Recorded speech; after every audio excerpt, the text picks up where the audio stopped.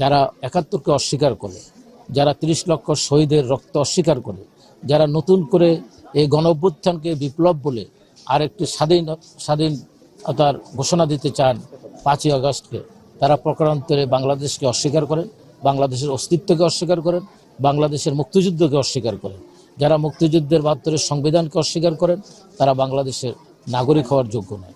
অতএব এদেরকে ভোট চাওয়ারও কোনো অধিকার নেই। এবং পিআর পদ্ধতির মাধ্যমে যারা আজকে বিশৃঙ্খলা সৃষ্টি করে দেশে নির্বাচনকে ব্যাহত করতে চান, তারা প্রকারান্তরে আরেকটি কোনো দেশের এজেন্ডা বাস্তবায়ন করতে চান।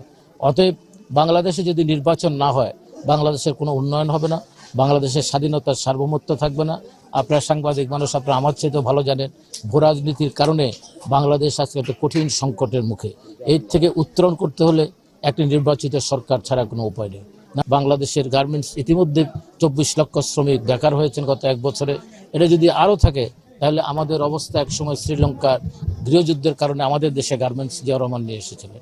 তো অতএব আমাদের অবস্থা আফগানের মতো হবে, আমাদের অবস্থা সিরিয়া অবস্থা হবে, আমাদের অবস্থা ইরাকের মতো হবে। যারা এই উগ্র মৌলবাদী রাজনীতির নামে বাংলাদেশে ধর্ম প্রিয় মানুষকে প্রতারিত করতে চান, ধর্মের নামে, দেখবেন যে পাল্লায় ভোট দিলে আপনি বেহেশতে যাবেন, ধানের শেষে ভোট দিলে আপনি জাহান্নামে যাবেন। এইটি কে নির্ধারণ করেছে? এটি একটা স্বয়ং আল্লাহ ছাড়া তো কারো পক্ষে সম্ভব না। আপনিও বলেন না যে আমি বললেই, সুপারিশ করলেই কেউ বেহেশতের সার্টিফিকেট দিতে পারেন। অতএব এই ব্যাপারে যারা মহিলাদেরকে বিভ্রান্ত করতে চান, যারা বলেন যে জামাত ইসলাম করলে বেহেশতে যাবেন, এটার চেয়ে বড় শিরক, এর চেয়ে ঈমান আকীদার বিরোধী কোনো কর্ম পৃথিবীতে নেই। এটা যদি আজকে অন্য কোনো দেশে বলতো, নির্বাচিত সরকার থাকতো, তাহলে এদের সবার জেল হতো, অনেকের ফাঁসি হতো। অতএব এই কথাটি বলার জন্য যারা বলছেন, তারা এদেশে মুসলমানের ঈমান আকীদার সাথে বিশ্বাসঘাতকতা করছেন। যারা ৭১কে স্বীকার করে না, যারা ৩০ লক্ষ শহীদের রক্ত স্বীকার করে না, যারা ৭২-এর সংবিধান স্বীকার করে না, তারা বাংলাদেশের নাগরিক হওয়ার তাদের কোনো অধিকার নেই, ভোট চাওয়ার অধিকার নেই, এবং ভোটে দাঁড়ানোরও কোনো অধিকার নেই। আপনি একটি ২,০০০ লোকের মৃত্যু হয়েছে, ২০,০০০ লোক আপনার আহত হয়েছেন, নিহত হয়েছেন।